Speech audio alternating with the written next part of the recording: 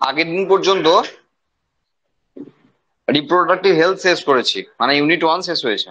আজকে আমাদের ইউনিট 2 শুরু হবে, তার মানে জেনেটিক্স। দেখো, টোটাল জেনেটিক্সে 4টে চ্যাপ্টার আছে। প্রথমে হেরিডিটি এন্ড ভ্যারিয়েশন, মানে বংশগতি ও বিভেদ, এবং তারপরের chapter molecular basis of inheritance, বংশগতির আণবিক ভিত্তি। ক্লাস 12-এ যদি 3টে চ্যাপ্টার স্টুডেন্টদের কাছে শক্ত লাগে, তাহলে তার মধ্যে অবশ্যই দুটো চ্যাপ্টার রয়েছে যেটা এর মধ্যে পড়ে, মানে হেরিডিটি এন্ড ভ্যারিয়েশন এবং মলিকুলার বেসিস অফ ইনহেরিটেন্স। স্টুডেন্টদের কাছে লাগে, কিন্তু আমার কাজ হলো যে না লাগানো, শক্ত না লাগানো। অবশ্যই চেষ্টা করব, কিন্তু সঙ্গে অবশ্যই রেগুলারলি পড়তে হবে এই দুটো চ্যাপ্টারকে। তাহলে আমরা মোটামুটি এটা বলতে পারি যে শক্ত লাগবে না, সহজ করে দেবো। 3 নম্বর যে চ্যাপ্টার রয়েছে সেটা হলো ইভলিউশন, আর 4 নম্বর চ্যাপ্টার রয়েছে মেকানিজম অফ ইভলিউশন, মানে অভিব্যক্তি এবং তারপরে অভিব্যক্তি কৌশল। এই দুটো চ্যাপ্টার যদি আমরা নিটের ক্ষেত্রে ভাবি, তাহলে এনসিইআরটি তে একটা চ্যাপ্টার ইভলিউশন, কিন্তু বোর্ডের জন্য এটা দুটো চ্যাপ্টার। বিষয় একই, শুধু এনসিইআরটি তে এটা দুটোকে মার্জ করে করা আছে একটা চ্যাপ্টার, আর নিটের জন্য বোর্ডের জন্য এটা দুটো চ্যাপ্টার। ওকে, যাই হোক, আমাদের আজকের যে টপিক সেটা হলো হেরিডিটি অ্যান্ড ভ্যারিয়েশন, বংশগতি ও বিভেদ। Heredity and variation.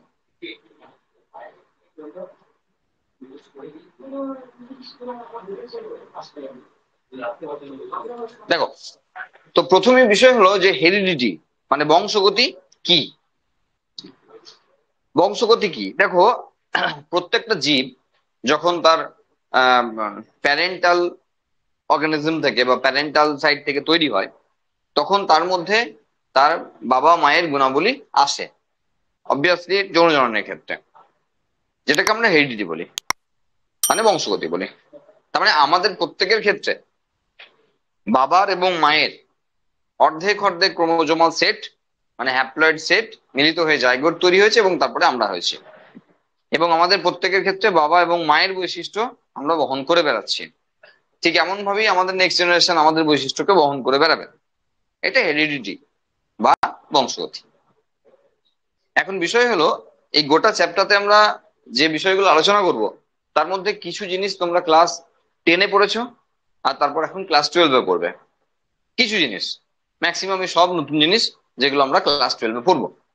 আচ্ছা, প্রথমে আমাদের যেটা কাজ সেটা হলো ভ্যারিয়েশন নিয়ে আগে আলোচনা করে নেওয়া। তারপর হেরিডিটি রিলেটেড অনেক টার্ম আছে, প্রায় 31-32টা মতো টার্ম আমাদের এখন সাঁতরার বই যদি খুলি আমরা পাবো। তো সেই টার্ম গুলোকে নিয়ে যেগুলো আলোচনা করার সেগুলো আলোচনা করব।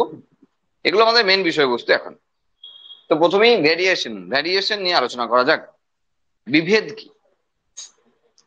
বিভেদ হলো যে একটা মানুষের সঙ্গে একটা মানুষের যে পার্থক্য, এটা বিভেদ। একটা গরুর সঙ্গে গরুর যে পার্থক্য সেটা বিভেদ। ছাগলের সঙ্গে ছাগলের পার্থক্যটা বিভেদ। তাই বলে ছাগলের সঙ্গে ভেড়ার পার্থক্যটা বিভেদ না, ওটা আলাদা অর্গানিজম। তাহলে আমরা সবাই মানুষ, তাহলে আমরা আলাদা কেন? তার দুটো কারণ আমরা আগেও আলোচনা করেছি। তার দুটো কারণ, এক হলো প্রকট প্রচ্ছন্ন, যেটা মাধ্যমিক লেভেলে তোমরা কনসেপ্ট পেয়েছো, যে ডমিনেন্ট এবং রিসেসিভনেস, এটা একটা কারণ। আর একটা কারণ হলো যে ডিএনএ এর যে অংশে জিন নেই, সেই অংশগুলো আমরা আলোচনা করব, সেই অংশগুলোর জন্য আমরা আলাদা। ডিএনএ যে অংশে জিন আছে সেটা তো সবার একই আছে, মানে আমারও যেখান থেকে ইনসুলিন তৈরি হয় তোমারও সেখান থেকে ইনসুলিন তৈরি হয়। আমার যে যে ক্যারেক্টারের জন্য যে যে জিন দায়ী এবং তার জন্য যে যে ক্রোমোজোম দায়ী বা যে যে ক্রোমোজোমে অবস্থান করছে, তোমারও তাই করছে, সবার তাই করছে। তা তো একই হওয়ার কথা ছিল, কিন্তু আমরা আলাদা। তার দুটো কারণ বললাম। তোমার যেটা ডমিনেন্ট আমার সেটা রিসেসিভ, আমার যেটা ডমিনেন্ট তোমার সেটা রিসেসিভ, উল্টো। তাহলে এরকম 35,000 জিন আছে, তার ডমিনেন্ট রিসেসিভ যদি পার্থক্য আসে, তো অবভিয়াসলি আমরা আলাদা হবো, এবং জিন না থাকা অংশগুলোর জন্য আমরা আলাদা হব। এবার বিষয় হলো যে এই যে ভ্যারিয়েশন, মানে আমরা বুঝতে পারছি যে একই প্রজাতির জীবেদের মধ্যে যে পার্থক্য তাকে ভ্যারিয়েশন বলা হয়। তার মানে মানুষের সঙ্গে মানুষের যে পার্থক্য, এটা ভ্যারিয়েশন। যত লোয়ার ক্লাসের দিকে যাব তত ভ্যারিয়েশন কমবে, তাদেরকে পৃথক করতে আমাদের অসুবিধা হবে, আমাদের অসুবিধা হবে, তারা কিন্তু পৃথক। যেমন একটা লাইন দিয়ে যদি 1,00,000 পিঁপড়ে যায়, তো আমার মনে হবে সব পিঁপড়ে গুলো একই রকম, কিন্তু পিঁপড়েরা জানে ওদের নিজেদের পার্থক্য। একটা মৌমাছির চাক থেকে যখন একটা মৌমাছি বেরিয়ে যায়, সে কিন্তু জানে কোন চাকটা আমার। যে কোনো চাকরিকে ঢুকে বললে হবে না। আমাদের মনে হবে সবকটা মৌমাছি তো একই, 5টা চাক থেকে 5টা মৌমাছি আনলে 5টাকে একই লাগবে আমাদের, কিন্তু তারা জানে, নিজেরা জানে যে আমরা সবাই আলাদা আলাদা, ঠিক যেমন আমরা জানি আলাদা আলাদা আমরা। বোঝা গেল? তার মানে হলো একটা অর্গানিজম যত লোয়ার ক্লাসের দিকে যাচ্ছে তত তাদেরকে এক মনে হচ্ছে। এর কারণটাও খুব সিম্পল, সেটা হলো তাদের জিনের সংখ্যা কম। জিনের সংখ্যা কম হলে তাদের ফ্যাক্টোরিয়াল করলে কম সংখ্যক ভ্যারিয়েশন পাওয়া যাচ্ছে।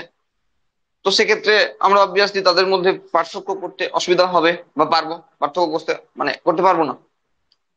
এক মাঠ যখন গরু চড়ে, আর যদি শহর থেকে কোনো একটা ছেলে বা মেয়ে বেড়াতে যায়, তো মাঠের গরুগুলো দেখে মনে হতেই পারে যে এত গরু, কে কার মালিক, মানে মানে কার মালিক যে কোথায় আছে আর কে জানে, কি করে আলাদা করে কে জানে। কিন্তু মালিকটা জানে কোনটা কার গরু, আলাদা করতে একটু অসুবিধা হয় না। না, ঠিক অনেকের ক্ষেত্রে শহুরে লোক যদি গ্রামে যায়, মনে হবে এত বড় মাঠ, সব একটু একটু করে ভাগ করা আছে, কার জমি যে কোনটা কে জানে, কি করে বোঝে কার জমি কোনটা কে জানে? এটা কোনো বিষয়ই না। তার জমি তার চিনতে একটুটুকু অসুবিধা হয় না, তাহলে গরুগুলো চিনতেও অসুবিধা হয় না। ঠিক আছে, তার মানে ভ্যারিয়েশনটা আছে, আমরা বুঝতে পারছি কিনা সেটা বিষয়। একটাই বিষয় বলার, সেটা হলো ক্লাস যত নিচের দিকে নামবে তত ভ্যারিয়েশন কম পাবো, তত বুঝতে কম পারবো যে কার সঙ্গে কার পার্থক্য কোনটা। দুটো আম গাছের মধ্যে পার্থক্য আমরা যত সহজে আইডেন্টিফাই করতে পারবো, দুটো ফার্নের মধ্যে পার্থক্য আমরা তত সহজে করতে পারবো না, কিন্তু তারা আলাদা। বোঝা যাচ্ছে? কারণ তাদের জিনের সংখ্যা কম বলে ভ্যারিয়েশনটা কম হয়, আর সেই জন্য আমরা পার্থক্য করতে পারি না। তো এই যে ভ্যারিয়েশন বা বিভেদ, এই বিভেদ দু রকমের হয়। একটা হলো সোমাটিক ভ্যারিয়েশন, আর একটা হলো জার্মিনাল ভ্যারিয়েশন। ঠিক যেমন করে আমরা সোমাটিক সেল এবং জার্মিনাল সেল পড়েছিলাম না, ঠিক সেরকম ভাবে সোমাটিক ভ্যারিয়েশন আর জার্মিনাল ভ্যারিয়েশন। সোমাটিক সেল মানে আমরা জানি দেহকোষ, আর জার্মিনাল সেল মানে আমরা জানি জনন কোষ। তার মানে এই যে বিভেদ একটা মানুষের সঙ্গে, আমরা মানুষ নিয়ে আলোচনা করি বুঝতে আরো বেশি সুবিধা হবে। তো একটা মানুষের সঙ্গে একটা মানুষের যে বিভেদ, এটা দু রকম ভাবে হতে পারে। একটাকে আমরা বলছি সোমাটিক, একটাকে বলছি জার্মিনাল। সোমাটিক ভ্যারিয়েশন সেটাই যেটা সেই জেনারেশনে শেষ, পরের জেনারেশনে সেটা মানে ক্যারি ফরওয়ার্ড হবে না। ক্যারি ফরওয়ার্ড হবে না মানে কেউ একজন ধরো খেটে খুঁটে মাস্কিউলার বডি তৈরি করলো, সেই মাস্কিউলার বডি কিন্তু তার ছেলের হবে এমন কোনো গ্যারান্টি তো নেই, বা হবে না। তার ছেলেকে আবার খেটে খুঁটে মাস্কিউলার বডি তৈরি করতে হবে, কারণ এই ভ্যারিয়েশন তার সোমাটিক সেলের মধ্যে রয়েছে, দেহ কোষের মধ্যে রয়েছে। সেই জন্য এই ভ্যারিয়েশনটা পরবর্তী জেনারেশনে সঞ্চারিত হবে না। তাহলে সেটা সঞ্চারিত হতে গেলে আসতে হবে জার্মিনাল ভ্যারিয়েশনে, সেটা আসতে হবে জার্মিনাল ভ্যারিয়েশনে। বোঝা গেল? তাহলেই সেটা পরবর্তী বংশে সঞ্চারিত হতে পারবে। হতে পারছি? তাহলে সোমাটিক ভ্যারিয়েশন যা পরবর্তী বংশে সঞ্চারিত হয় না, জার্মিনাল ভ্যারিয়েশন যা পরবর্তী বংশে সঞ্চারিত হয়। আমরা আস্তে আস্তে এই বিষয়গুলোতে আলোচনা করব। দেখো, সোমাটিক ভ্যারিয়েশনে আমরা আবার মোটামুটি তিনটে টাইপ পেতে পারি। একটা হলো এনভায়রনমেন্টাল ইস্যু। এনভায়রনমেন্টাল ইস্যু সেটা কিরকম? খুব সহজ সহজ উদাহরণ দিই যাতে বুঝতে সুবিধা হয়। ধরো এরা আগেও এই উদাহরণটা অন্য ক্ষেত্রে দেওয়া হয়েছে। কিরকম? ধরো কোন একটা নিডি ফ্যামিলিতে একটা টুইন্স জন্মেছে, যমজ ছেলে হয়েছে। তাদের একটার ক্ষেত্রেই মানুষ করার ক্ষমতা, সেটাই খুব কষ্টকর। তো দুটো হয়ে গিয়ে তাদের বিপদ হয়ে গেছে। এবার দেখা যাচ্ছে এই যারা দুজন হয়েছে তাদের মামা খুব বড় লোক, আমেরিকায় থাকে, তাদের আবার ছেলে পিলে নেই, তাদের সন্তান নেই। তো জেনারেলি বোন বা দিদি যে হলো আর কি, তার একটা ছেলেকে তারা নিয়ে চলে যাওয়ার ডিসিশন নিল, তো আমেরিকায় চলে গেল। তাহলে টুইংস, হোমোজাইগোটিক টুইংস, ঠিক আছে, 99.99% ম্যাচ করে, কিন্তু দুজনার পরিবেশের পার্থক্য ব্যাপক আকারে, মানে ভারতবর্ষ আর আমেরিকার মধ্যে বিস্তর ফারাক রয়েছে এনভায়রনমেন্টালে, মানে ব্যাপারে। তো সেক্ষেত্রে দেখা গেল একজন সেই নিডি ফ্যামিলিতে আমাদের ইন্ডিয়ান কালচারের মধ্যে এই এনভায়রনমেন্টে বড় হতে থাকলো, আর একজন ওই পরিবেশে বড় হতে থাকলো। 10 বছর পর যখন তাদেরকে এক জায়গায় নিয়ে আসা হবে, দেখা যাবে তাদের মধ্যে অনেক পার্থক্য রয়েছে, অনেক পার্থক্য রয়েছে, তাদের গায়ের রং থেকে আরম্ভ করে অনেক কিছুতে অনেক পার্থক্য রয়েছে। এটা তো হওয়ার কথা ছিল না, এটা তো হওয়ার কথা ছিল না। তার কারণ তাদের যে জেনেটিক্যাল যে কনফিগারেশন, এটা তো সেমই আছে। তাহলে সেই অর্থে দাঁড়িয়ে তো তাদের একই হওয়ার উচিত ছিল, কিন্তু এনভায়রনমেন্ট তাদেরকে পৃথক করে দিয়েছে। এবার যদি ভেবে থাকো যে আমেরিকায় থাকা এই ছেলেটি পরবর্তীতে যখন বিয়ের উপযোগী হবে এবং বিয়ে করবে, তারপর তার সন্তান হবে, যদি ভেবে থাকো যে আমেরিকার মতো হবে, তা কিন্তু হবে না, আবারও সেই ইন্ডিয়ানেই ফিরে আসবে। কারণ এটা তার একটা জেনারেশনে সম্ভব নয়, এটা তার হেরিডিটি বলতে যেটা বোঝাচ্ছে সেটাতে আসে নাই এখনো। এটা তার মধ্যে পরিবর্তন, যা পরবর্তী বংশে সঞ্চারিত হবে না। বলতে পারলাম? কারণ তার জেনেটিক্স আলাদা কথা বলছে, তার জিন আলাদা কথা বলছে। সে ইন্ডিয়ান হিসাব মতো, এখন সে আমেরিকায় থাকতে পারে, কিন্তু তার জিন বলছে সেটা ইন্ডিয়ার। তো সুতরাং সেটা এই একটা জেনারেশনে পার্থক্য হতে পারে না, বেশ কয়েকটি জেনারেশন ধরে সে পরপর থাকতে থাকলে হয়তো তারপরে আস্তে আস্তে চেঞ্জ আসতেও পারে, আসতেও পারে। বোঝা গেল? এনভায়রনমেন্টাল ইস্যু আমরা প্রচুর উদাহরণ দিতে পারি। ধরো একটা গাছ, হ্যাঁ, অনেক গাছের ক্ষেত্রে দেখা যায় যে কোন মাটিতে জন্মাচ্ছে তার উপর তার ফুলের কালার চেঞ্জ হয়ে যাবে। যদি একরকম মাটিতে ফুলের রং যদি নীল হয়, তো অন্যরকম মাটিতে ফুলের রং লাল হবে, কখনো নিউট্রালে সাদা হয়ে যাবে। তাহলে গাছ ওটাই, কিন্তু কোন মাটিতে জন্মাচ্ছে সেই মাটির পিএইচ লেভেলের উপর নির্ভর করে নিচ্ছে সেই গাছের ফুল কেমন হবে। এটা কিন্তু জাস্ট ফর এনভায়রনমেন্ট, এটা কিন্তু অন্য কোনো কারণ নেই। তাহলে এগুলো ভ্যারিয়েশন, কিন্তু সেই লাল ফুলের গাছটাকে কোথাও গিয়ে বসালে হয়তো তার পরবর্তী জেনারেশনে নীল ফুল চলে আসতে পারে। এটাতে ভয়, মানে এটাতে ঘাবড়ে যাওয়ার কিছু নাই, কারণ এটা ছিল তার সোমাটিক ভ্যারিয়েশন, জার্মিনাল ভ্যারিয়েশন ছিল না। পিএইচ লেভেলের পার্থক্যের জন্যই পার্থক্যটা হয়ে গেছে। Next, use and disuse, not abuse. Abuse আর ডিসইউজের মাধ্যমে, এটা মানে হলো ব্যবহার এবং অপব্যবহার। মোবাইলটা দেওয়া হয়েছে ফোন করার জন্য, এটা ব্যবহার। যদি মোবাইলটা আলমারিতে ভরে রেখে দিই, এটা অপব্যবহার হলো। আর মোবাইলটা যদি কোনো খারাপ কাজে ব্যবহার করো, সেটা অপব্যবহার হলো। অপব্যবহার আর অপব্যবহার এক না, তাহলে এটা মিসইউজ নাই, এটা ডিসইউজ আছে।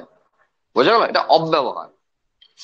দেখো আমরা যারা রাইট হ্যান্ডেড, তাদের কাছে যদি 5 কিলোর একটা ব্যাগ দিয়ে দেওয়া হয়, তাহলে আমরা জেনারেলি ডান হাতটা বাড়াবো তার কাছ থেকে নেওয়ার জন্য, এবং 1 কিলোমিটার হাঁটতে দিলে 900 মিটার আমরা ডান হাতে করে ক্যারি করবো, আর 100 মিটার বাঁ হাতে করে জাস্ট হাত চেঞ্জ করার জন্য, বেশিক্ষণ না। ঠিক লেফট হ্যান্ডেড যে, সে কিন্তু ঠিক উল্টো কাজটা করবে, সে 900 মিটার বাঁ হাতে করে নিয়ে যাবে, 100 মিটার শুধু হাত চেঞ্জ করবে কষ্ট হচ্ছে বলে। তাহলে দুটো হাতই তো একই রকম, দুটো হাতের স্ট্রাকচার বা দুটো হাতের তো সমস্ত কিছুই একই রকম আছে, তাহলে দুটো আলাদা হলো কেন? কারণ একটাকে ব্যবহার করেছি, একটাকে করিনি। যাকে ব্যবহার করেছি সে শক্তিশালী হয়েছে, যাকে ব্যবহার করিনি সে শক্তিশালী হয় নাই। এখানে ল্যামার্কের একটি কথা বলতেই হচ্ছে, ব্যবহার অব্যবহারের সূত্র ল্যামার্ক দিয়েছিলেন। কিন্তু সব ক্ষেত্রে এই বিষয়টি প্রযোজ্য নয়। তোমাদের মধ্যে কোশ্চেন চলে এসছে অলরেডি মাথায়, আমি জানি ঘোরাঘুরি করছে, তার আগে আমি অ্যান্সারটা দিয়ে দিই যে সব ক্ষেত্রে বিষয়টি প্রযোজ্য নয়। কিরকম ক্ষেত্রে সেটা আগের দুটো চ্যাপ্টারে আমরা অনেক কিছু বলেছি, আর বলবো না।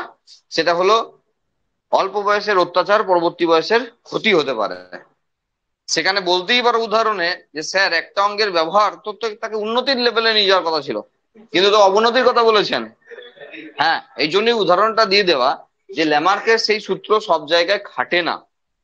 ঠিক এখানেও যেমন আমরা বলতে চাইছি খাটে না। বিভেদের যে থিওরি হিসাব মতো ইউজ অ্যান্ড ডিসইউজ, তাহলে ব্যবহার করলে সে শক্তিশালী হবে, আর ব্যবহার না করলে সে দুর্বল হয়ে পড়বে, উল্টো ক্ষেত্রেও কিন্তু কিছু কেস দেখা যাচ্ছে, কিন্তু ওগুলো এক্সেপশনাল, ওগুলো এক্সেপশনাল কেস। বোঝা গেল? আর আর রয়েছে একটা, যে কন্টিনিউয়াস এফোর্ট, এটা হতে পারে একটা ব্যাপার।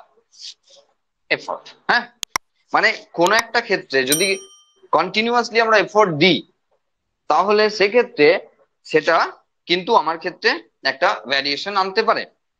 যেমন ধরো, এই যে যারা ডিফেন্স লাইনে যায়, আমরা জানি যে তাদেরকে মানে প্রচুর রকমের অত্যাচার করা হয়। মানে তাদের ট্রেনিং মানে অ্যাকচুয়ালি অত্যাচার করানো, আর কিছু না। কিছুই নয়, হয়তো দেখা গেল যে তাদের যে সিনিয়র, হ্যাঁ, তাদের সিনিয়র কেউ একজন হয়তো ড্রিঙ্ক করে এসছে, মাঝরাতে ইচ্ছা হয়েছে যে এদেরকে একটু খাটাবো, তো হুইসেল মেরে বার করে দিল ফার্স্ট ইয়ারের সমস্ত সবাইকে, দিয়ে মাঠে দাঁড় করে দিল। কিছু না, 2 ঘন্টা দাঁড়িয়ে থাকবে, আর কিছু করলো না, সে পালিয়ে গেল। এখন এরা চুপচাপ দাঁড়িয়ে থাকবে, যতক্ষণ না বলছে ততক্ষণ দাঁড়িয়ে থাকবে। বোঝা গেল? মারধর তো আছেই, এসব খ্যাপামি টাইপের অত্যাচারও প্রচুর আছে। কারণ তাদেরকে এইসবে প্র্যাকটিস করানো হয় যাতে তারা ধরা পড়লে মারধর খেয়ে বলে না দেয় তাড়াতাড়ি করে।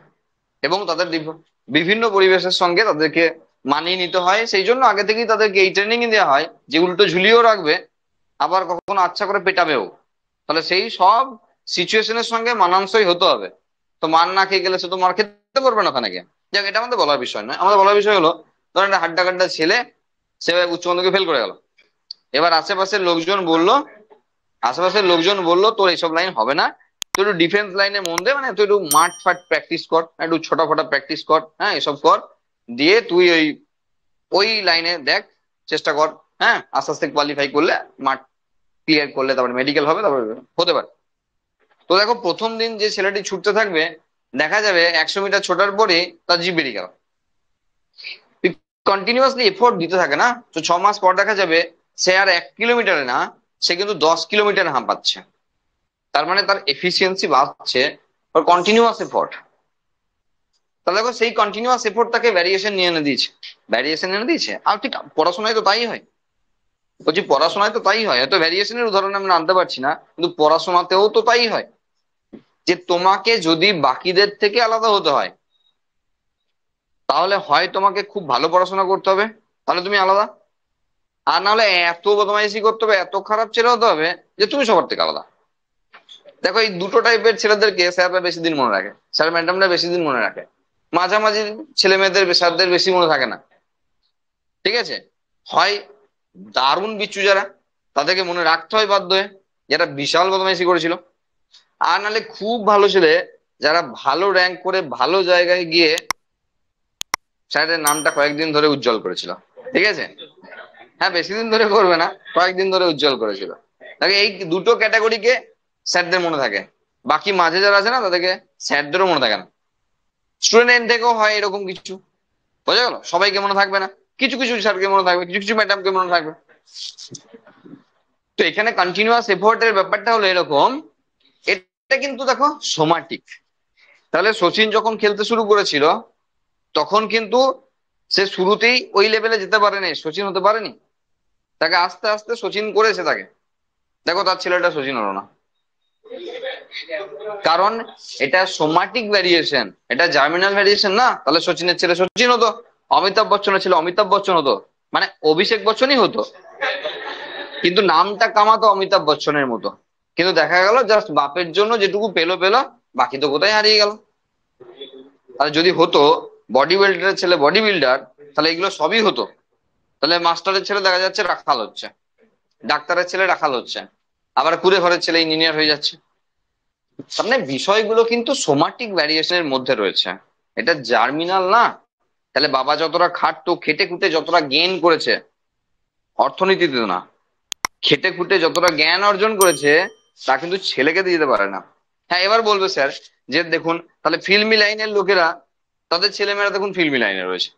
এটা তো তাদের এটা তো তাদের অ্যাকচুয়ালি বলতে পারো যে এনভায়রনমেন্ট। ছোট থেকে যে পরিবেশে মানুষ হয়েছে, বাবা মাকে যে কালচারে দেখেছে, সেই কালচারের মধ্যে ইনভলভ ছিল সে, সেই জন্য সেই লাইনে ম্যাক্সিমাম ক্ষেত্রে সে চলে গেছে। এ ধরো যাদের যাদের ধরো 30 বছর, 40 বছর, 50 বছর ধরে মিষ্টির দোকান, মানে তাদের রক্তে মিষ্টি চলে এসছে। বোঝা গেল? মানে সুগার হয়নি, মানে আমরা বলতে চাইছি যে তার দাদু, তার মিষ্টির দোকান ছিল, তার ছেলে মানে বাবা, সেও মিষ্টির দোকান করেছে, তার ছেলে ভালো পড়াশোনা করেছে, তবু আলটিমেট মিষ্টির দোকানেই বসেছে।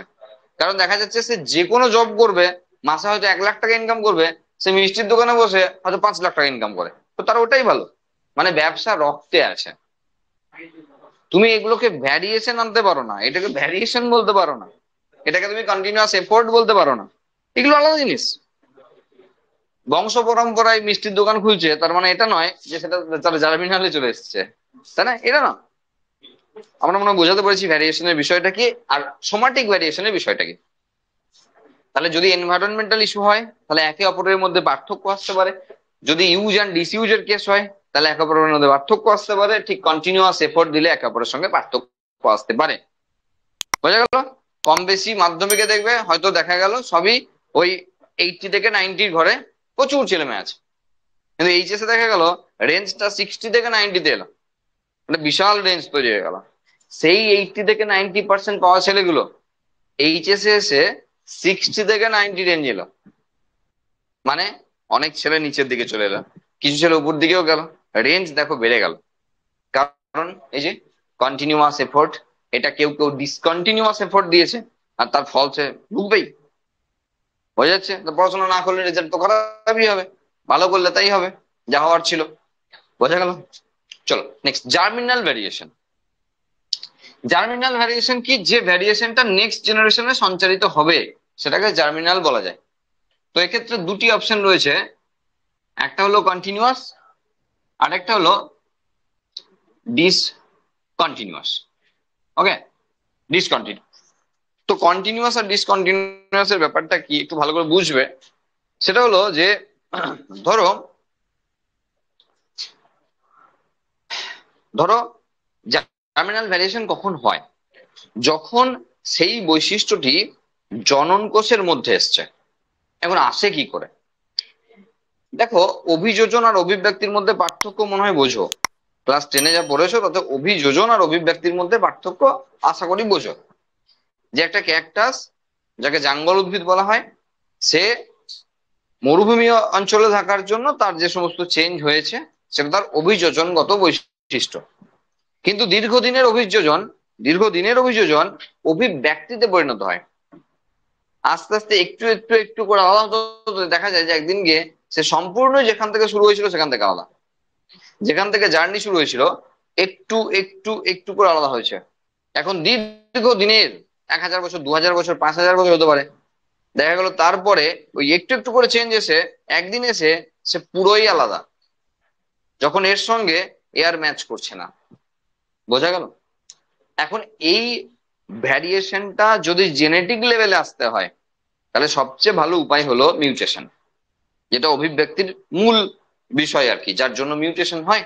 মানে যার জন্য অভিব্যক্তি হয়, মিউটেশন মানে পরিব্যক্তি, যে জিনের গঠনগত পরিবর্তন। এখন এই জিনের গঠনগত পরিবর্তন এটা দুটো ভাবে হতে পারে। একটা এনভায়রনমেন্টের থ্রু দিয়ে হতে পারে, একটা আর্টিফিশিয়ালি হতে পারে। আমরা আর্টিফিশিয়ালি ব্যাপারটা ভাবছি না, যে মিষ্টির দোকানের রং খেয়ে আমার মিউটেশন হয়েছে, আমার রোগ হয়ে গেছে, আলাদা বিষয়। আমি এনভায়রনমেন্টে ভাবছি। তো সেক্ষেত্রে কি হলো, যে ধরো এরকম বিষয়, যে ধরো তার জার্ম সেলের মধ্যে মানে জনন কোষের মধ্যে, শুক্রাণু বা ডিম্বাণুর মধ্যে যে ক্রোমোজোম রয়েছে তাতে যে জিন রয়েছে, সেই জিনের পরিবর্তন হয়ে গেল, মিউটেশন হয়ে গেল। তাহলে নেক্সট জেনারেশনে, কারণ সে তো স্পার্মই ডোনেট করছিল আর সেই স্পার্মে মিউটেশন হয়েছে, তাহলে সেই স্পার্ম জেনারেশন নেক্সট জেনারেশনে গিয়ে দেখা গেল যে বাবার ক্যারেক্টার বা মায়ের ক্যারেক্টারকে ধরে রাখতে পারছে না অনেকাংশে, তো পরিবর্তন এলো। এখন দেখা গেল সেই ভুল বা মিউটেটেড জিনটা নিয়ে সে একটা জেনারেশন, দুটো জেনারেশন, 3 জেনারেশন পার করলো, 4 নম্বর জেনারেশনে গিয়ে দেখা গেল মিউটেশনের মিউটেশন হলো। মানে উল্টোর উল্টো যদি সোজা হয়, দেখা গেল লাকিলি সেই মিউটেশনের আর একটা মিউটেশন এমন হলো যে ঠিক সে আগের অবস্থায় ফিরে এলো, সেটাও মিউটেশনই বলবো আমরা। দেখা গেল সে সেই 4 নম্বর 5 নম্বর আগেকার জেনারেশনের মতো আবার ক্যারেক্টার নিয়ে ফিরে আসছে। বোঝা যাচ্ছে কি বলছি? যদি এমন হয় যে দুটো তিনটে জেনারেশন গেল তারপরে গেল না, তো সেটা ডিসকন্টিনিউয়াস হয়ে যাবে। আর যদি এটা চলতে থাকে কন্টিনিউয়াস, তো কন্টিনিউয়াসই হবে। কোন একটি বৈশিষ্ট্য বংশ পরম্পরায় চলতেই থাকছে, চলতেই থাকছে, জেনারেলি এটাই হয়, জেনারেলি এটাই হয়। কন্টিনিউয়াস, কিন্তু কখনো কখনো সেটা ডিসকন্টিনিউয়াস হতে পারে। তাহলে যে বিভেদটা তৈরি হয়েছে বা যে বিভেদটা তৈরি হলো সেটা আর আগের অবস্থায় ফিরে এলো না। Next generation, next generation, next generation, এরকম করতে করতে সেই চেঞ্জটা কিন্তু ক্রমাগত যেতেই থাকলো, জেনারেশন আফটার জেনারেশন। কোথাও কোথাও দেখা গেল যেটা ব্রেক করলো। বোঝা গেল? এবার এটা হতে পারে কোয়ালিটেটিভ, কোয়ান্টিটেটিভ, এরকম হতে পারে, মানে সংখ্যাগত হতে পারে, আকার আকৃতিগত হতে পারে। কিরকম আমি বলছি শোনো। ধরো একটা গাছ, সেই গাছের মধ্যে, সেই গাছে ধরো এবারে বেশি আম আসেনি, বেশি আম আসেনি, তো সেই গাছটা অ্যাজ ইউজুয়াল বেশি আম আসেনি। কিন্তু পরের বছর হয়তো সেই গাছটাতেই প্রচুর আম আসবে, বা আগের বছর এসেছিল। তো কি হলো, সমস্যা কোথায় হলো? সমস্যা অনেক কিছুই হতে পারে। সেটা প্রচুর টেম্পারেচার হতে পারে, বৃষ্টি না হওয়া হতে পারে, আরো অন্যান্য কারণ হতে পারে। কিন্তু এবছরে আম আসে নাই বলে পরের বছর আসবে না এমন কোনো গ্যারান্টি নেই। পরের বছর হতে গেলে এক গাছ আম এলো। বোঝা যাচ্ছে কি বলছি? তাহলে দেখো, এটা আমি বিভেদ বলতে পারি না, এটাকে আমি ডিসকন্টিনিউয়াস ভ্যারিয়েশন বলতে পারি না। এগুলো নয়, কিন্তু এগুলো ভাবলে হবে না। আকার আকৃতিগত পার্থক্য, ধরো কোনো দুটো গাছ একসঙ্গে, একই প্রজাতির গাছ, আম গাছ, দুটোকে দুটো জায়গায় বসানো হয়েছে। তো একজনের বাড়িতে বড় বড় আম আসছে, একজনের বাড়িতে ওর থেকে ছোট ছোট আম আসছে। তো সেক্ষেত্রে এনভায়রনমেন্টাল ইস্যু ম্যাক্সিমাম ক্ষেত্রে প্রভাব বিস্তার করছে। তো সেক্ষেত্রে যে ভ্যারিয়েশনটা আসছে সেটাকে আমরা আপাত দৃষ্টিতে মনে হতে পারে সোমাটিক, কিন্তু সেটা জার্মিনাল ভ্যারিয়েশন আছে। কারণ সেটা হেরিডিটারি। সেই আম গাছের থেকে পাওয়া, যদি আমরা গুটি কলম করি, দেখা গেল অন্য জায়গায় বসালে ওর থেকে বেটার কোয়ালিটির আম আসছে। তো এটা বুঝতে হবে, সেখানে কিন্তু ক্লোন হলো না, ক্লোনই হলো, কিন্তু সেই ক্যারেক্টার কিন্তু অ্যাকচুয়ালি ধরে রাখলো না, সেখানে কিন্তু প্রভাব বিস্তার করছে। বেশি যত বকবো তত গুলিয়ে যাবে। তো সংক্ষেপে ব্যাপার হলো যে যদি কোনো ক্ষেত্রে ভ্যারিয়েশনটাকে জার্মিনাল লেভেলে আনতে হয়, বংশ পরম্পরায় নিয়ে যেতে হয়, তাহলে জার্মিনাল লেভেলে আনতে হবে। আর সেটা নিজে নিজে আনা যায় না, সেটা এনভায়রনমেন্টাল ইস্যুতে হয়। তো দীর্ঘদিনের সোমাটিক ভ্যারিয়েশন আনতে পারে একদিনের জার্মিনাল ভ্যারিয়েশন। বোঝা গেল? তাহলে এটা শুধুই মাত্র তার জন্য, গোদা বাংলায় একদম জিস্ট করে বললে, এটা শুধুই মাত্র তার জন্য যে বডি বিল্ডিং করেছিল, তার জন্যই বডি বিল্ডিং। তার ছেলের জন্য না। তার ছেলে দেখা গেল দুগলা পিগলা একটা কিছু হলো, তা বডি বিল্ডারের ছেলেটা হতেই পারে। কারণ বাবার যেটা দিয়েছে কন্টিনিউয়াস এফোর্ট তার শরীরে যত্ন নেওয়ার জন্য, ছেলের ক্ষেত্রে সেটা প্রভাব বিস্তার করবে না। দেখো সেই অর্থে আমরা বলতেই পারি আমাদের যে মেরিট, সেই মেরিটও কিন্তু বংশগত নয়, বংশগত নয়। তাহলে বাবা মা দুজনাই বুদ্ধিমান হলে ছেলে বুদ্ধিমান হবে, এসব একদম ভুলভাল কথা, মানে এসব হয়ই না। কারণ বুদ্ধিমত্তা কখনো বংশগত নয়। বোঝা গেল? বুদ্ধিমত্তা কখনো বংশগত নয়। তাহলে হলে, তাহলে মেরিটোরিয়াস ছেলে মেয়েদের মধ্যে বিয়ে হলে আরো মেরিটোরিয়াস ছেলে পিলে হতে পারতো। তেমন হয় না সবসময়, কারণ বুদ্ধি বংশগত নয়। তাহলে এটা তার মেন্টাল ডেভেলপমেন্ট, বা সেই পিরিয়ডে যখন তার মানে তার ব্রেন ডেভেলপ করেছে তখনকার বিষয়বস্তু। হ্যাঁ, এবার বলতে পারো তার কালচার, প্রথম থেকে ছোটবেলা থেকে বাবা মাকে দেখছে বইপত্র নিয়ে, এসব নিয়ে, এসব নিয়ে ব্যস্ত, স্কুল কলেজ এসব নিয়ে ব্যস্ত। তো ছেলে জেনারেলি একটা ক্যাটাগরির মধ্যে বললো, তার একটা ইস, তার একটা আশেপাশের পরিবেশটাই একটা পড়াশোনার পরিবেশ। ঠিক ধরো উল্টো দিকে, ধরো কেউ একজন ধরো অন্য বাড়িতে কাজ করে, তো তার মেয়েটাকে কোথাও রাখার জায়গা জায়গা পায় না, সকালবেলা ধরো মেয়েটাকে নিয়েই কাজের বাড়িতে যায়। তো মেয়েটা সেই বাড়িতে বসে বসে খেলা করে, এই করে এই করে, মা কাজ করে। তো সেই মেয়েটা ছোট থেকে দেখছে যে মা আমার কাজ করছে, তো তার কিন্তু পরিবেশ আলাদা। বোঝা গেল? তো সেই পরিবেশের জন্য হতে পারে, ম্যাক্সিমাম ক্ষেত্রে তাই হয়, এক্সেপশনালি আলাদা হয়ে ওঠে, যেখানে খুব নিডি ফ্যামিলি থেকে বা এরকম জায়গা থেকে, খুব ভালো মানে বাবা মা কিছুই জানে না, অ আ ক খ ও জানে না, আর ছেলে মস্ত বড় বিজ্ঞানী হয়ে বসলো। তাহলে কেন হলো? কারণ কারণ এটা বংশগত নয়। বোঝা গেল কি বললাম? এই মোটামুটি ভ্যারিয়েশন, এই মোটামুটি ভ্যারিয়েশন। কোনো কোশ্চেন থাকলে বলতে পারো ভ্যারিয়েশন নিয়ে। আচ্ছা, এটা মোছারও দরকার ছিল না। আমাদের কাজ হলো এরপর যে বিভিন্ন মানে টার্ম আছে, ঠিক আছে, মানে মানে তোমার জেনেটিক্স রিলেটেড প্রচুর টার্মিনোলজি আছে। সেই টার্ম গুলোকে আগে ভালো করে বুঝতে হবে। সেই টার্ম গুলো আমি যতক্ষণ না বুঝতে পারবো ততক্ষণ আমি জেনেটিক্স বুঝতে পারবো না। তো সেই অর্থে আজকের ক্লাসটা তোমার পরবর্তী ক্লাসগুলোর জন্য ভীষণ গুরুত্বপূর্ণ। ঠিক আছে, কারণ তোমাকে টার্ম গুলো একটু ভালো করে বুঝে নিতে হবে এর মানে কি। আমি জানি মাধ্যমিক লেভেলে এই টার্মের অনেক টার্ম শুনে এসছো, তাহলে যদি শুনে এসো, যদি মনে থাকে তাহলে বলতে হবে, তাহলে একটা করে জিজ্ঞাসা করবো বা বলতে হবে এগুলোর মানে কি। ঠিক আছে, না প্রথমে আমিই শুরু করবো। ধরো জিন, জিন কি? দেখো, যদি ধরো একটা ধরো একটা ডিএনএ, সাপোজ একটা ডিএনএ আমরা ওই হেলিক্যাল স্ট্রাকচার আঁকিনি, আমরা জাস্ট মোয়ের মতো করে এঁকে নিলাম। এবার সেখানে দেখা গেল যে আমরা বেস গুলোকে এখানে বসাচ্ছি।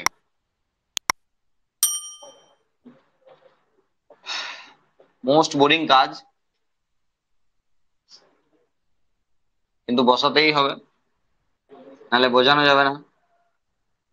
আচ্ছা ধরো এক্ষেত্রে যদি এ হয় এখানে টি হবে, এখানে যদি জি হয় এখানে সি হবে, আমরা জানি এখানে জি হলে এখানে সি হবে, এখানে জি হলে এখানে সি হবে।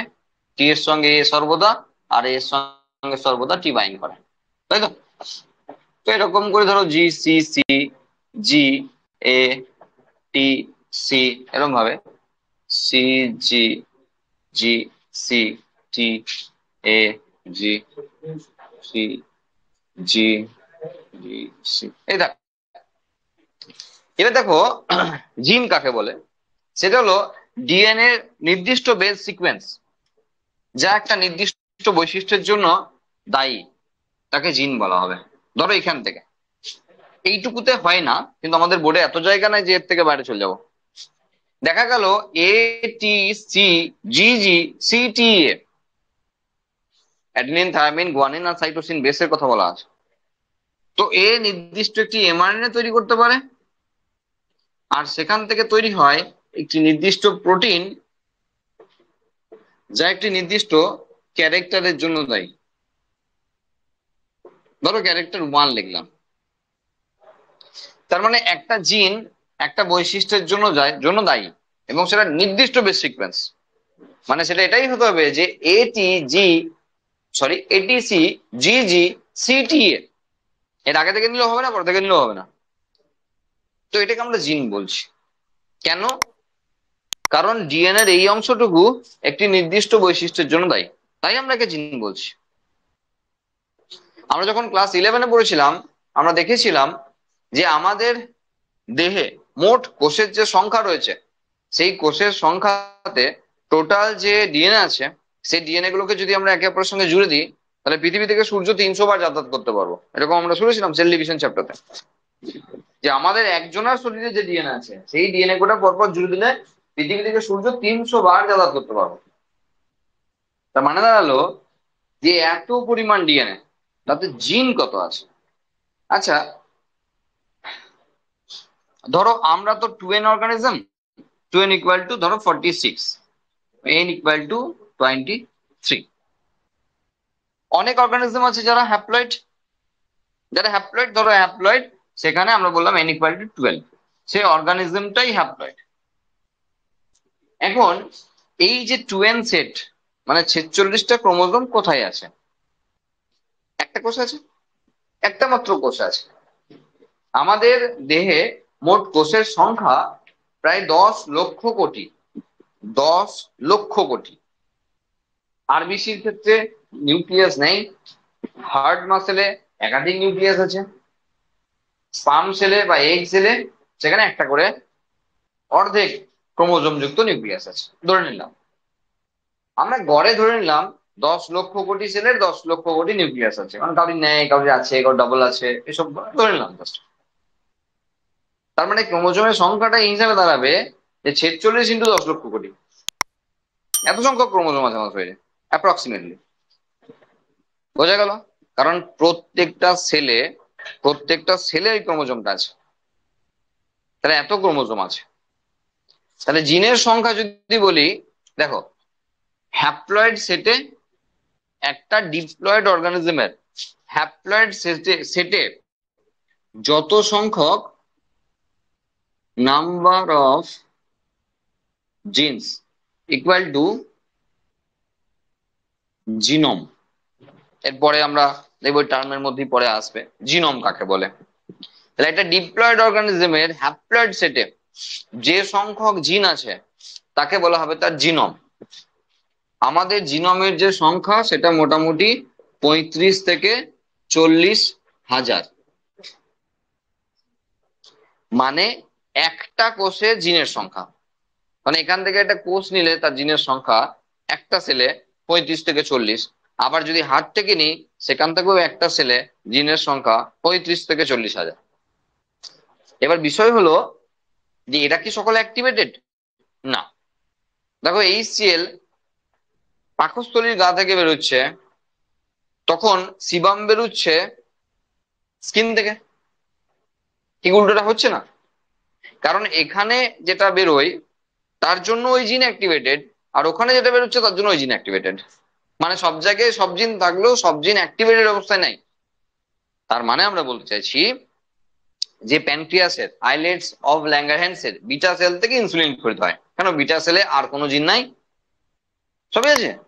বিটা সেল থেকে ইনসুলিন তৈরি হয়, আমরা একটু একটু জানি যে অগ্নাশয়ের আইলেটস অফ ল্যাঙ্গারহ্যান্স এর বিটা সেল থেকে ইনসুলিন তৈরি হয়। তাহলে বিটা সেলে কি, বিটা সেলের যে নিউক্লিয়াস, সেই নিউক্লিয়াসে কি আর কোনো জিন নেই? সব জিন আছে, কিন্তু তারা ডিঅ্যাক্টিভেটেড অবস্থায় আছে। ওখানে শুধু ইনসুলিন তৈরি জিন অ্যাক্টিভেটেড অবস্থায় আছে। বোঝা যাচ্ছে কি বলছি? তার মানে এখানেও ইনসুলিন তৈরি জিন আছে, এখানেও ইনসুলিন তৈরি জিন আছে, এখানেও আছে, কিন্তু এরা ডিঅ্যাক্টিভেটেড। ওখানেই অ্যাক্টিভেটেড। কেন? তার পরিবেশ আছে, তার এনজাইম আছে, তার বিভিন্ন বিষয় আছে। বোঝা গেল? তাহলে এটা জিনোমের সংখ্যা। এবার যদি তোমাকে বলি জিনের সংখ্যা কত আমাদের দেহে, জিনের সংখ্যা কত দেহে আমাদের দেহে যদি বলি, তাহলে 35 থেকে 40,000 ইন্টু 10 লক্ষ কোটি। বুঝতে পারছো তো? হ্যাঁ, তারা অ্যাক্টিভেটেড না, তারা অ্যাক্টিভেটেড না। ভালো করে বুঝবে। তাহলে আমরা এই অংশে কোনো জিনকে দেখাচ্ছি না, এই অংশে কোনো জিনকে দেখাচ্ছি না। আর ডিএনএ এটাই হয়।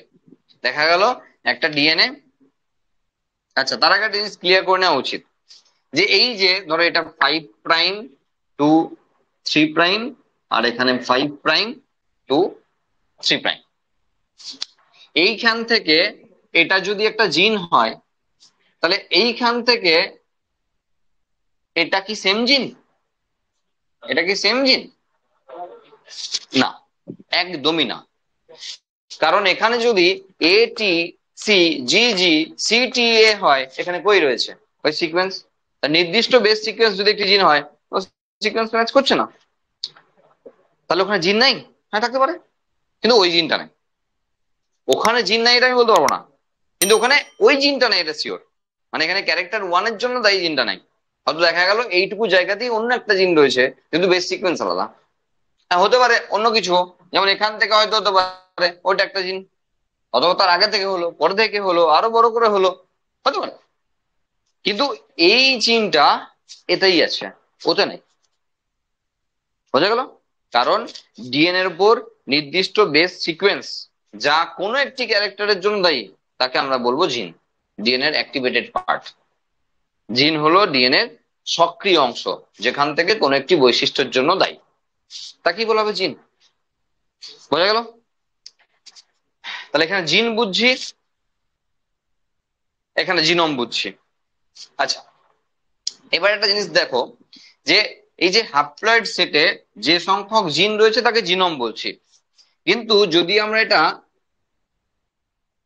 অ্যামাউন্ট অফ ডিএনএ বলি, মানে ওই হ্যাপ্লয়েড সেটে কি, দেখো প্রথমটা তো কাউন্ট করছি না, 1 2 3 4 করে কাউন্ট করছি নাম্বার, সেই কাউন্টটা হলো 35 থেকে 40,000।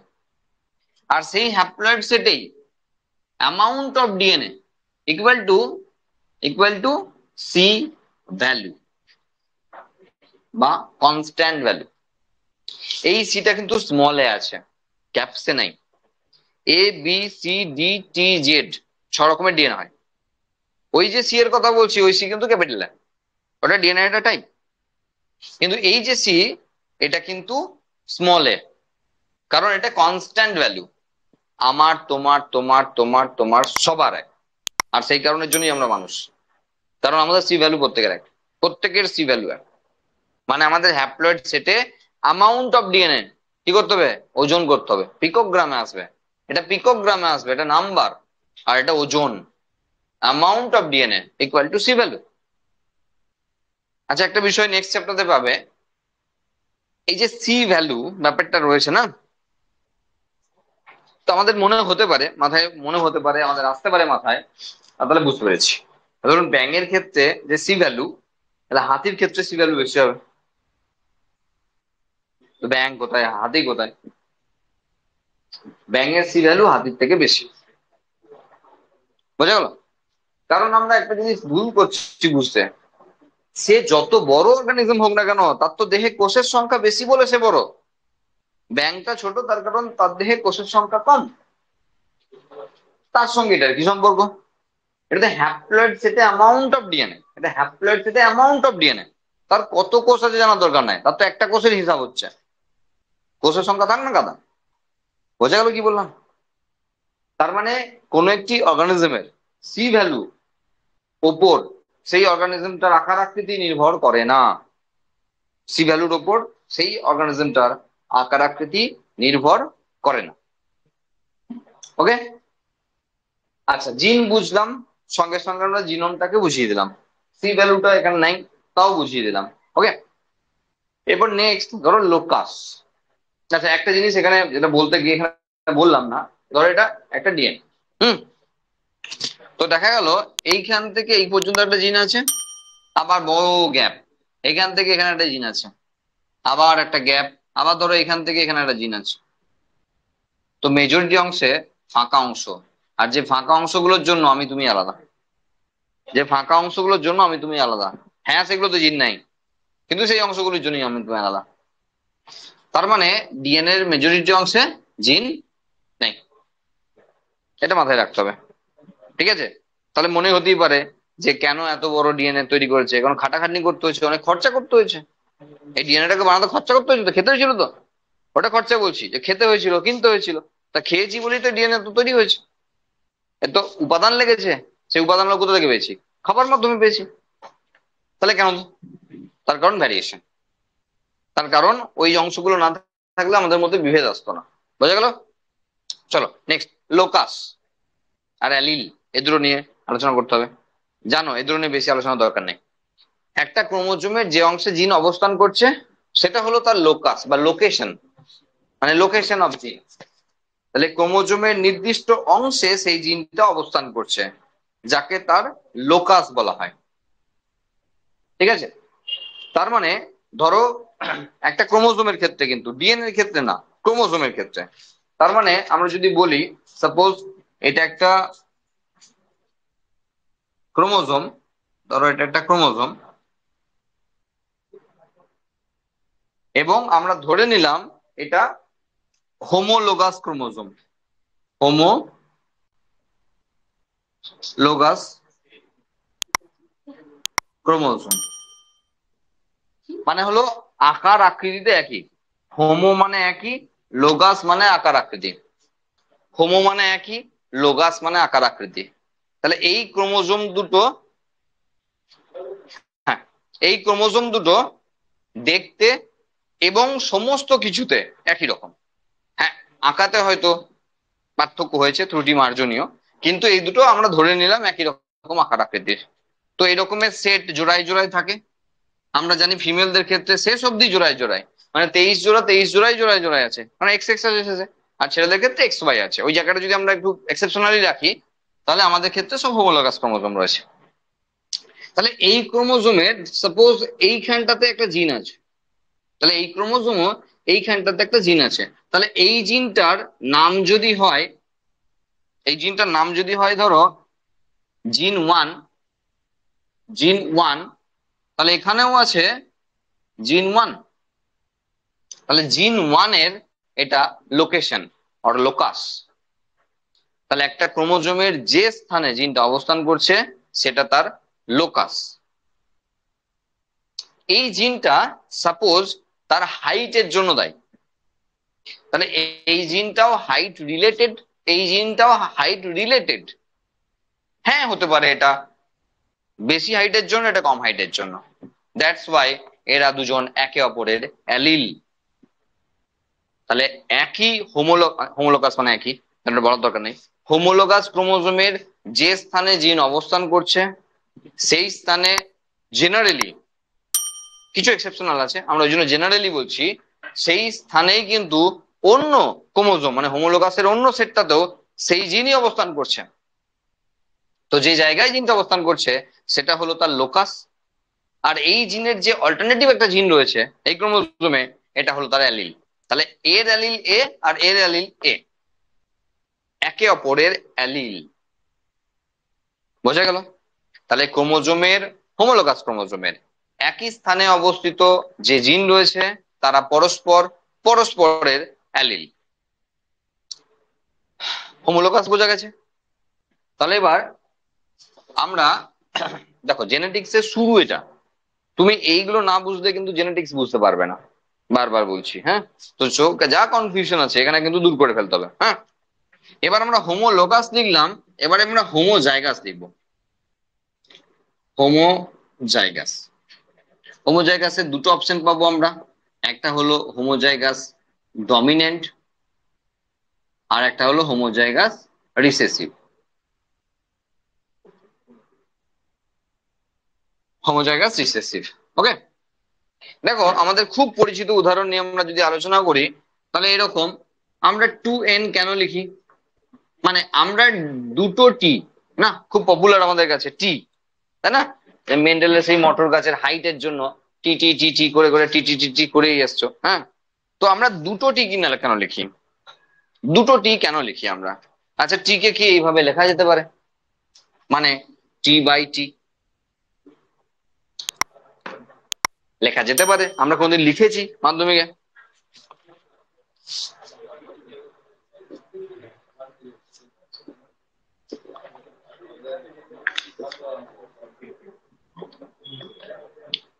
আমরা টিটি এর ক্ষেত্রে লিখিনি, কারণ মেন্ডেল লেখা নেই, বাবা লেখা নেই, আমরা কেউ লিখবো? সহজ নাই। কিন্তু আমরা লিখেছিলাম thal plus by thal plus thalassemia পদ্ধতি লিখেছিলাম, এই তো উপর নিচে লিখেছি, লেখা যায়।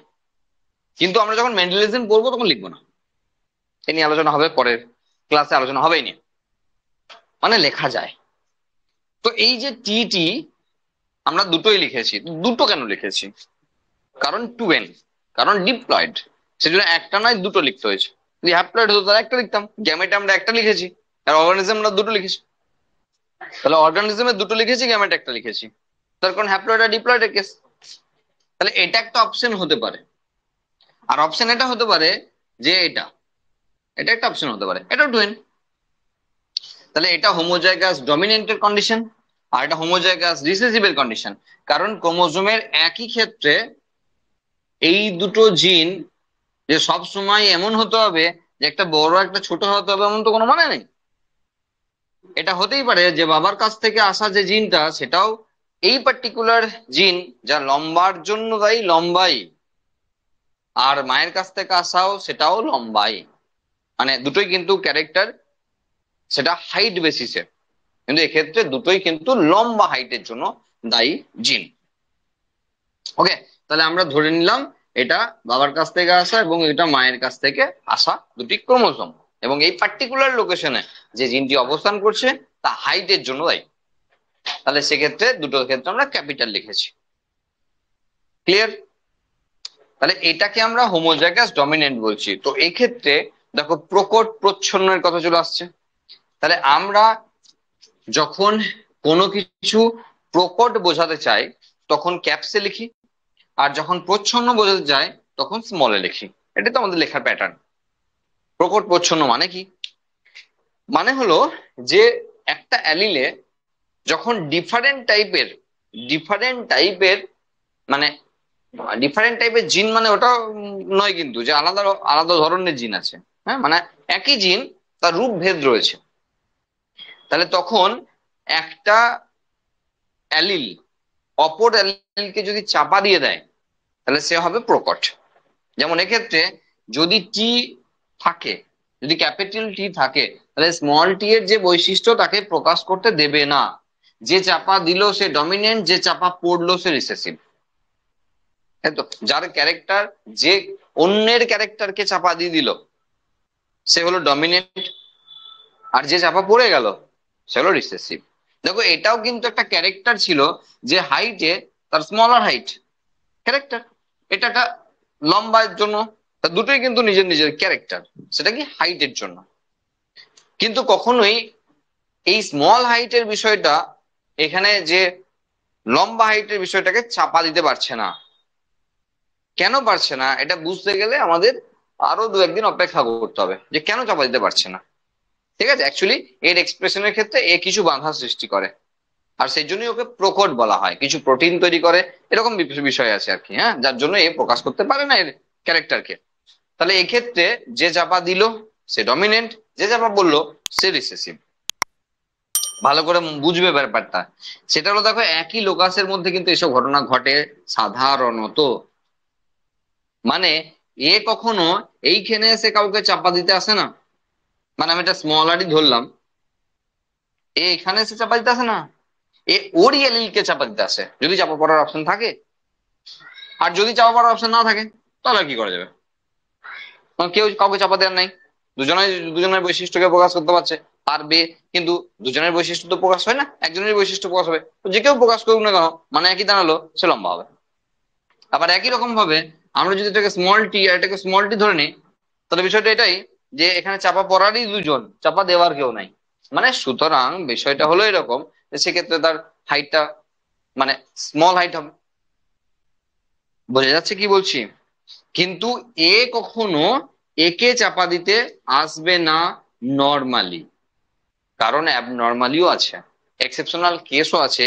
এপিস্টাসিস পড়বো আমরা, আমাদের সিলেবাসে আছে ডেভিয়েশন ফ্রম মেন্ডেলিজম, মেন্ডেলের ব্যতিক্রমী ঘটনা, যেখানে তোমরা সহপ্রকটতা, অসম্পূর্ণ প্রকটতা এইসব বিষয় নিয়ে পড়েছো না? সেরকমই আরেকটি ঘটনা আছে যেটা তোমরা মাধ্যমিক লেভেলে খুব একটা পড়োনি, সেটা হলো এপিস্টাসিস। বাংলা নাই, এপিস্টাসিসের বাংলা এপিস্টাসিস। সেই এপিস্টাসিসের ঘটনায় আমরা দেখতে পাবো যে এরকমও হয় যে একটা অ্যালিল অন্য অ্যালিলেকে চাপা দিচ্ছে, যা মেন্ডেলের কথাই নয়। সেই জন্য মেন্ডেলের কথাই আগে শুনি, আগে বাবার কথা শুনি, তারপরে বাবার অবাধ্য হব একটু বয়স হওয়ার পর। এখনো বয়স হয়নি, ঠিক আছে, মানে মেন্ডেলিজমটাকে উদ্ধার করি, তারপরে ডেভিয়েশন ফ্রম মেন্ডেলিজমে যাব। ক্লিয়ার? তাহলে এখানে বিষয় হলো দুটো অপশন পেলাম আমরা, একটা হলো হোমো জাইগাস, জাইগোসিটিটা এক, এই যে জাইগোসিটি একই, এটারও দেখো জাইগোসিটি একই, সেই জন্য এদেরকে হোমোজাইগাস বলা হয়। ঠিক এর অপশনে রয়েছে একটা, সেটা হলো হেটারো মানে আলাদা, আর জাইগাস, তাহলে হেটারো জাইগাস। আর সেক্ষেত্রে কোনো ডমিনেন্ট রিসেসিভ হয় না, অসম্ভবই নয়, কারণ এক্ষেত্রে হবে ক্যাপিটাল টি স্মল টি। তুমি যদি মনে হয় যে এখানে ক্যাপিটাল টি লিখবো এখানে স্মল টি লিখবো এর মানে যা, আর যদি ভাইস ভার্সা করো তার মানেও তো একই। তো ক্যাপিটাল টি স্মল টি লেখা আর স্মল টি ক্যাপিটাল টি লেখা দুটোর মধ্যে পার্থক্য না কিছু, একই মানে, একই মানে। আমরা লিখি না এরকম, কিন্তু মানে তো একই, যে একজনই আছে যে আরেকজনকে চাপা দিতে পারে, যা আমরা প্রকট প্রচ্ছন্নের ব্যাপারে ভালো বুঝতে পারছি, ভালো বুঝতে পারি। এক্ষেত্রে প্রকট প্রচ্ছন্ন এলো না, এক্ষেত্রে প্রকট প্রচ্ছন্ন এলো না, এক্ষেত্রে প্রকট প্রচ্ছন্নের কথা আসছে। বলছি এখানে ডমিনেন্ট ডিসিসিভ এসছে, নো ডাউট, সেটা বলছি না আমি।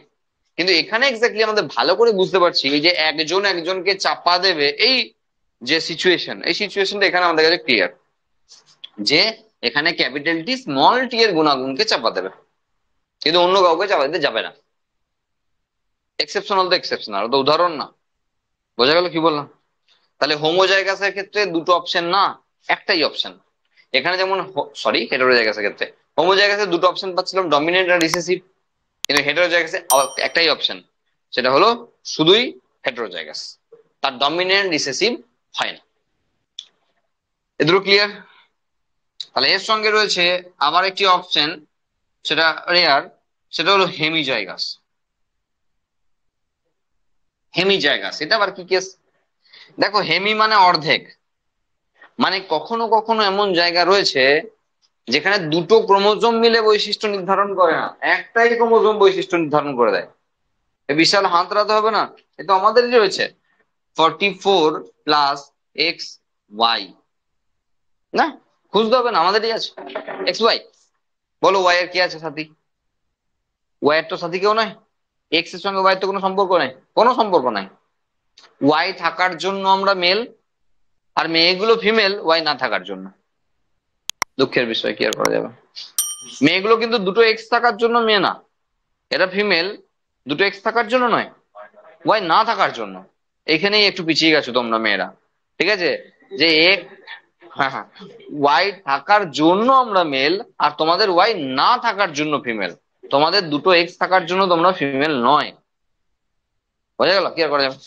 তো এখানে বিষয় হলো, দেখো এ এক্স একাই, এই ওয়াই একাই কাঁপিয়ে দিচ্ছে, ও একাই লিঙ্গ নির্ধারণের জন্য দায়ী। তো হেমিজাইগাস হয়ে গেল, কন্ডিশন হেমিজাইগাস হয়ে গেল না। আমরা যখন এখানে ডবল ডবল লিখছিলাম, ডবল ডবল লিখছিলাম সব জায়গাতে, কই ওয়াই এর ডাবল কই? আমরা তো ওয়াই এর পাশে ছোট ওয়াই লিখিনি, লিখেছি কি? আমরা ওয়াই এর পাশে এক্স লিখেছি, যার সঙ্গে কোনো সম্পর্ক নেই, মুছে দিয়েছি। তার মানে ওয়াই একাই কিন্তু লিঙ্গ নির্ধারণের জন্য দায়ী। তো হেমিজাইগাস, হেমি মানে অর্ধেক। বোঝা গেল? তাহলে এই যে প্রকট প্রচ্ছন্ন, এই যে দুটো করে সেট অ্যালিল, কোথায় ওয়াই এর অ্যালিল কোথায় আছে? ওয়াই এর অ্যালিল আছে এক্স ক্রোমোজোমের সাইজ এর থেকে ওয়াই ক্রোমোজোমের সাইজ অনেক ছোট। এক্স ক্রোমোজোমের যে সাইজ না, তার থেকে ওয়াই ক্রোমোজোমের সাইজ অনেক ছোট। তাহলে ওরা তো হোমোলোগাস না, এক্স তো ওয়াই এর হোমোলোগাস না। তাহলে ওখানে জাইগোসিটির কেস তো আসছেই না। তাহলে ওখানে দেখো হোমোজাইগাসও আসছে না, হেটেরোজাইগাসও আসছে না, সব কিছুই আসছে না। আসছে নেক্সট অপশন হেমিজাইগাস। কারণ ওয়াই একাই নিজের নিজের জন্য দায়ী, ওয়াই এর কেউ সঙ্গী সাথী নাই। তো ওয়াই এ যা থাকবে, ও যেখানে যাবে সেই ক্যারেক্টারকে বহন করেই নিয়ে যাবে। ওয়াই যাওয়া মানে সঙ্গে নিয়ে যাবে এগুলো। আমরা নেক্সট আলোচনা করব অবশ্যই, হল্যান্ড্রিক জিন এই চ্যাপ্টারতেই আছে, আমরা আলোচনা করব। তখন আমরা আরো ক্লিয়ারলি বুঝতে পারবো যে ওয়াই ক্রোমোজোমে থাকা জিন সর্বদা তাদের বৈশিষ্ট্যগুলোকে বহন করবে next generation to next generation to next generation. বোঝা গেল? তাহলে আমরা হোমোজাইগাস বুঝলাম, হেটেরোজাইগাস বুঝলাম, উল্টো দিকে হেমিজাইগাস বুঝলাম। ঠিক আছে, আমরা একটার পর একটা দেখে নেবো কি কি বুঝতে বাকি থাকছে। Phenotype genotype. দেখো ফিনোটাইপ জিনোটাইপের ব্যাপারটা হলো, মাধ্যমিকে পড়েছি আমরা, যে বৈশিষ্ট্যটা প্রকাশ পায়, যেটাকে বাহ্যিক ভাবে দেখে আমরা বুঝতে পারি, সেটা হলো ফিনোটাইপিক ক্যারেক্টার। আর যেটা আমরা বুঝতে পারি না কিন্তু ভিতরে আছে, এটা জিনোটাইপিক ক্যারেক্টার। জিনোটাইপিক ক্যারেক্টার ভিতর ভিতরে থাকে, বোঝা যায় না। অ্যাকচুয়ালি জিনোটাইপিক ফিনোটাইপ, জিনোটাইপিক ক্যারেক্টারের এক্সপ্রেশনই হলো ফিনোটাইপ। ফিনোটাইপকে শো করায়, জিনোটাইপকে শো করায় না। জিনোটাইপ এর জন্যই ফিনোটাইপিক এসছে হিসাব মতো, মানে জিনই তো দায়ী তার এক্সপ্রেশনের জন্য। তা সেই অর্থে ব্যাকগ্রাউন্ডে যে কাজ করছে সে হলো জিনোটাইপ, আর যে প্রকাশ্যে এসছে সে হলো ফিনোটাইপ। জিনোটাইপই ফিনোটাইপকে রেগুলেট করছে।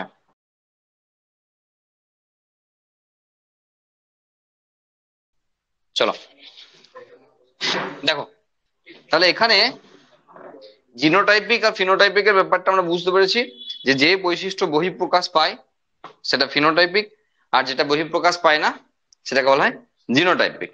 তাই তো? তো এখানে বিষয় রয়েছে এগুলো, বলার কিছু নাই, এটা মোটামুটি তোমরা জানো। এরপর ধরো হোমোলোগাস আলোচনা হয়ে গেছে, হোমোজাইগাস আলোচনা হয়ে গেছে, হেটেরোজাইগাস আলোচনা হয়ে গেছে, হেমিজাইগাস হয়ে গেছে, প্রকট প্রচ্ছন্ন হয়ে গেছে, জাইগোট কিছু বলার নাই। জাইগোট নিয়ে কি বলবো? জাইগোট নিয়ে কিছু বলার নেই। আগের চ্যাপ্টারতে বা তার আগের চ্যাপ্টারতে আমরা জাইগোট নিয়ে কি বলবো আলোচনা করেছি। হ্যাঁ, হাইব্রিডাইজেশন আর হাইব্রিড এই দুটো নিয়ে এখনই আলোচনা হবে না, এটা আলোচনার জন্য পরে আসতে হবে। ওকে, আচ্ছা।